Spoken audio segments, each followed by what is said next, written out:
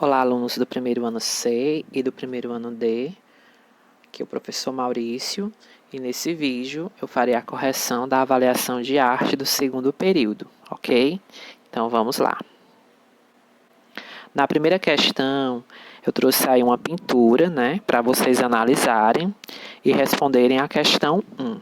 Então observe essa pintura, ela está no livro didático de vocês. E a questão é a seguinte: na antiguidade havia seres mitológicos que, segundo a lenda, inspiravam o ser humano a realizar 9 artes. Na pintura acima, Tintoretto, artista italiano, representou esses seres. Eles eram chamados de fadas, musas, damas, senhoras ou bruxas. Gabarito, letra B, musas. Esse conteúdo vocês facilmente lendo o conteúdo que eu direcionei a vocês, né, do capítulo 2, o tema 4, vocês encontrariam essa referência às musas na antiguidade, né, na arte da antiguidade. Questão 2. A concepção de arte na antiguidade não tinha o mesmo significado que tem hoje. A escultura, a pintura e a arquitetura não estavam entre os talentos dados pelas musas. Isso acontecia porque, embora hoje a gente saiba que a escultura, a pintura, a arquitetura são manifestações artísticas, lá na antiguidade elas não eram consideradas, né, artes nobres, não eram considerados talentos dados pelas musas. Por que que não eram?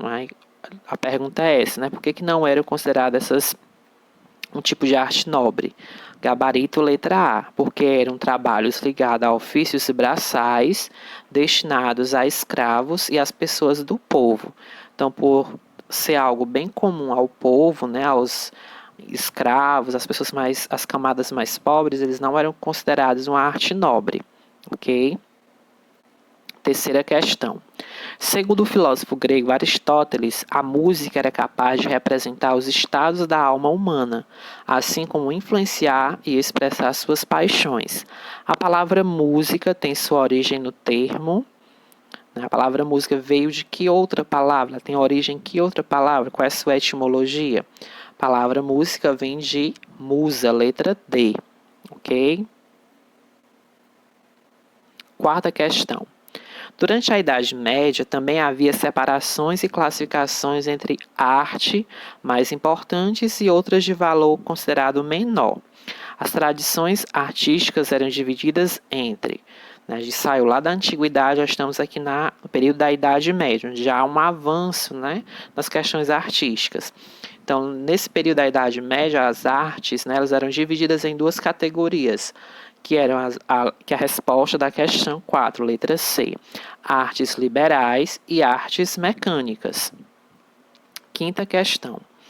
Fazem parte de tradições bem antigas, reportam a época das sinagogas, no tempo de Jesus Cristo ou ainda a antiguidade, em que a religião e a arte sempre tiveram relações muito próximas. Esse trecho se refere ao quê? A que tipo de arte, né? Letra B, aos cantos religiosos. Questão 6. Desde o Renascimento, os aprendizes entravam para o ateliê de um mestre famoso, geralmente ainda jovem, para aprender o ofício da arte. Quando o aprendiz era competente para criar sua própria obra, ele realizava o sonho da obra-prima, né, que era a primeira obra.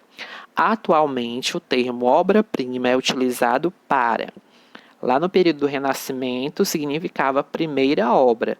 Hoje, quando nós usamos a expressão obra-prima, nós queremos dizer o quê? Nós queremos expressar o que está na letra E, designar a obra mais importante de um artista, né? A obra mais importante de um artista é sua obra-prima, ok?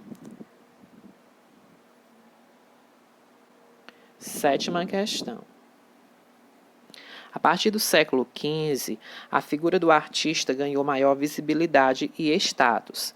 Alguns deles tornaram-se célebres, requisitados para a produção em várias linguagens, classificadas a partir de então como belas artes, em 6 campos. Quais seriam essas belas artes? A música, a dança, a pintura, a escultura, o teatro e a literatura. No final do século XIX, ocorre o surgimento da sétima arte, que trata-se... Qual é a sétima arte? Né? Além da música, da dança, da pintura, da escultura, do teatro e da literatura. Letra C, cinema. Né? O cinema é considerado a sétima arte. Oitava questão. Hoje as linguagens estão cada vez mais híbridas. Isso quer dizer que se caracterizam por apresentarem elementos diferentes em sua composição. Marque a alternativa que apresenta um exemplo de linguagem híbrida na contemporaneidade. Lembrando, gente, que linguagem híbrida é quando há uma mistura de elementos de tipos de arte diferentes.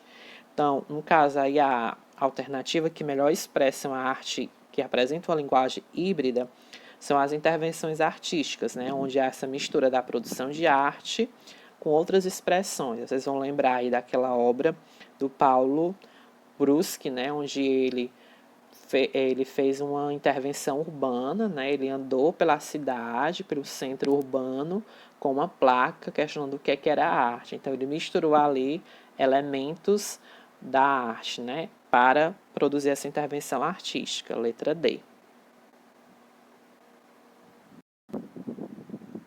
Perdão, voltou aqui.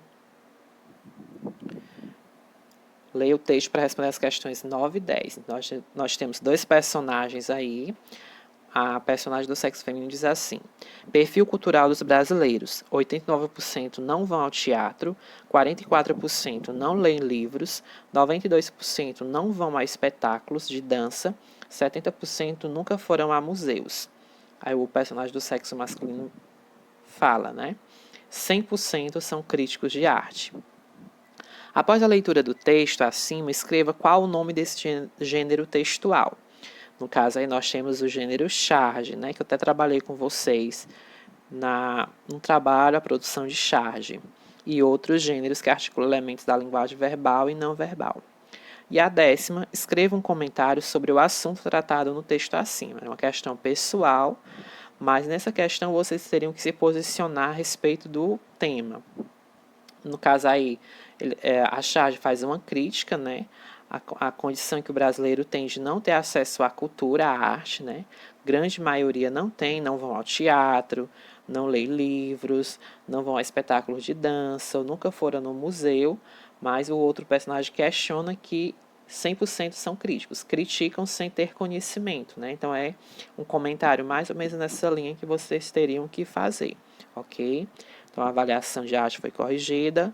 Obrigado pela atenção. Um abraço a todos.